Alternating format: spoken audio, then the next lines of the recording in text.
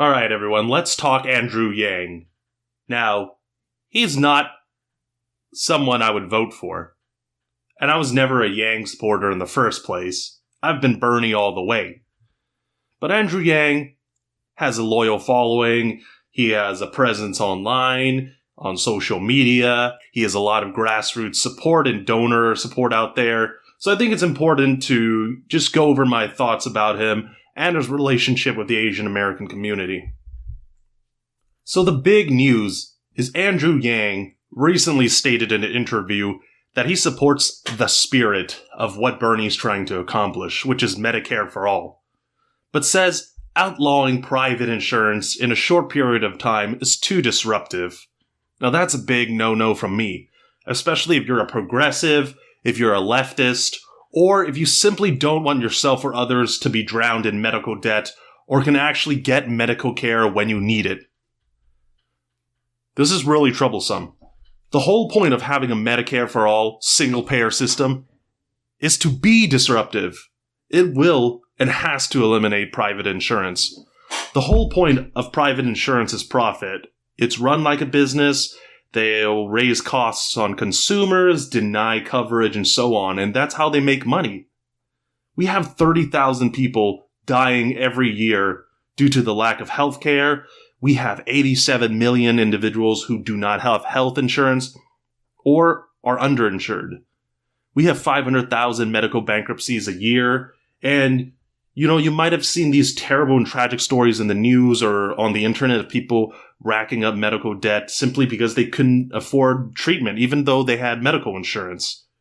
Or, you might hear these stories of people needing like heart procedures or some kind of medicine, and their health insurance companies deny them. And, you've also heard these just terrible stories of people relying on GoFundMes of crowdfunding to pay for their own healthcare costs. It's unbelievable and it's absurd. Now, I heard there was a story this year about how some individual died because they had to ration their insulin because the price of it was just beyond their means. In addition to that, we spend twice as much as every developed country in the world on healthcare costs, and we get worse health outcomes. Isn't it silly? Isn't it backwards and absurd? Now, lastly, there's been studies that show that Medicare for all saves money. It actually saves on expenditures on healthcare costs. The University of Massachusetts Amherst did a study and showed that Medicare for all would save the United States $5 trillion over 10 years. It's a no-brainer. The only thing that's in the way is if we have the guts or not to take on the health insurance companies, the pharmaceutical industry, and so on. I mean, it's completely obvious to me. You've heard, all these people on the debate stage saying how they support the spirit of Bernie's healthcare plan, of how they need Medicare for all as a framework, or how they believe healthcare is a human right and not a privilege. Well, if you support it, then why don't you, do a straight-up single-payer system and get rid of those health insurance companies? If you don't have the guts to take on the health insurance industry or these other powerful interests, how can voters expect you to fight for them? Now, lately, Andrew Yang mentioned he would be open to working on a Joe Biden ticket. If you want to move this country forward, or if you're a progressive, you really should not be serving on a Joe Biden ticket or part of his administration. We've talked about Joe Biden on this podcast before. He's a centrist, he has a poor record, and he's not going to move the country forward in a positive direction. Now, the third point I want to make is about the implementation of his UBI proposal. The idea of the UBI, or as Yang calls it, the freedom dividend, is a $1,000 check provided to every adult every month for the rest of their life. Now, Andrew Yang wants to fund this proposal through a value-added tax. The value-added tax, like the sales tax, is a tax on consumption. If you're buying goods, then you're going to have to pay that tax. The problem is, it disproportionately affects poor people in a negative way. Poor and working class individuals spend a higher percentage of their income on basic necessities like groceries, bills, housing, rent, and so on. When you're taxing essentially adding a sales tax on basic goods that individuals need to rely on to live, you're going to hurt people of lower means. There's an article by The Week that provides an excellent critique of Yang's UBI proposal. It's also extremely well covered by David Dole of the Rational National. Now, I'm just going to draw some quotes from The Week. Quote, "In brief, a value-added tax is a form of a sales tax that's applied to every step in the supply chain. Exactly how business models pass along the costs of the tax is debatable, but economic studies are pretty unanimous that most of the burden gets handed off to the end consumer. Since lower income households spend much of their budgets on basic consumption, that makes VAT regressive. It takes a bigger percentage of poor Americans' income than of wealthier Americans' income." And this article continues, "Yang says his VAT won't apply to basic staples like groceries and clothing, but the research suggests these sorts of carve-outs don't really help with the overall regressive impact. He also argues no lower income person could ever buy so much that their VAT burden cancels out their UBI. But the point is, for the poorer Americans who are already relying on the safety net, Yang's UBI is partially offset by limiting current welfare benefits. Therefore, any jump in their consumption costs due to a VAT will leave these individuals with even less of a net gain, and in a few cases, a net loss." End quote. Now, I like the idea of a UBI, and I think it's very appealing. But the way it's implemented in Yang's plan is problematic. Like it says in the article, the burden is handed off to the consumer, and it takes a bigger percentage of poor Americans' income than of wealthier Americans' income. Now, this UBI is meant to be an alternative to welfare benefits, but I think that's inadequate. You should be able to keep the existing welfare benefits in addition to the $1,000. And additionally, if it was financed off the profits of oil sales like how UBI is funded in Alaska, or if it was just a straight-up tax on extreme wealth and then is redistributed downwards, I would be happy. In addition to not supporting Medicare for All, his implementation of UBI, and his support of a Biden ticket, Andrew Yang does not support raising the minimum wage to a living wage. He doesn't support taxing extreme wealth, and he's very supportive of Israel without addressing the Israeli-Palestinian conflict and the plight of the Palestinian people. If you're a leftist or want to see a progressive vision for this country, then these are pretty much disqualifying stances. Notwithstanding, he frames his UBI as a solution for so many issues. Now, to be fair, the idea of having $1,000 a month sounds really good. A lot of people would love to have $1,000 to spend on whatever they want. However, he uses that $1,000 as an answer to the housing crisis, to income inequality, to automation, and to so many different things. It's amazingly frustrating. It's essentially crumbs or something that tempers the flames of popular discontent. For example, we have a national housing crisis where there's not a lot of affordable housing out there.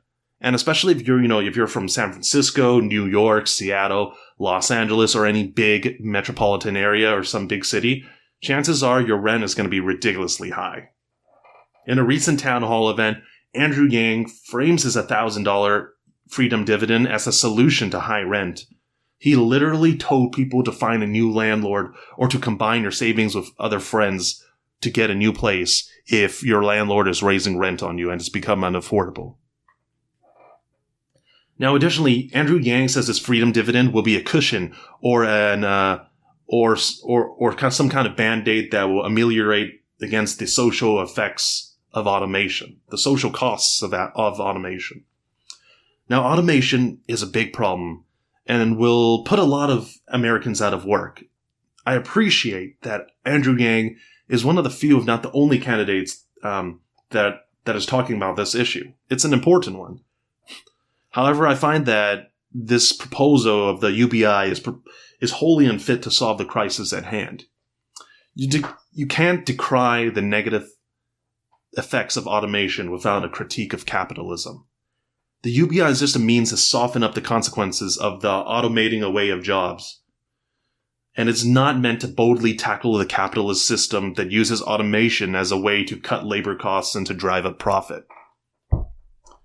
Now, I'm not saying things like the chaos caused by automation can be easily solved or remedied, but Andrew Yang treats these social costs as it's some kind of, treats these social costs in automation like it's some kind of unstoppable force that can't be regulated or even addressed with political action. It's framed as something that we just have to take and suffer through, and we're just passively adjusting to the whims of the market and the economy without the agency to do anything about it. And it's a very useful depoliticizing tool by the elite to shut down collective action. Yang's usage of the UBI as some sort of fixture for many of these social issues places the responsibility on the individual to fix their own issues. This presupposes that market forces, automation, and other ills of capitalism are natural, inevitable, or can be self-corrected without the need of bold, sweeping policy proposals. Instead of building a mass working class movement that seeks to tackle wealth, power, and an unjust system, the freedom dividend does nothing to challenge the system that produced the conditions that gave rise to these issues, such as the housing crisis, inequality, or automation. I'm not saying that personal responsibility has no role. Of course, we have to make the best choices for ourselves and our family members. But Yang seems to treat this personal responsibility as some kind of libertarian fairy tale that the tough issues can be handled through smart choices made by individuals and not by government action. Not only does this discount the need for collective action and treats our economic system as some sort of natural god, but it totally ignores the power of corporations, the media, the wealthy, and how they influence our daily lives and how much political sway they have compared to an average American. This libertarian vision of personal choice and responsibility ignores the political power that the capitalist class or simply a wealthy person has, and how little actual political power or agency a working person has unless they're united. Now, I'm going to pivot to something I saw in Subtle Asians Bay Area, one of the Facebook groups that I'm in. Someone asked about Andrew Yang, and some of the comments that were posted drove me nuts. Several individuals wrote, "I'd vote for him just because he's Asian," or "I thought Asians were stingy, but he wants to give $1,000. He has my vote."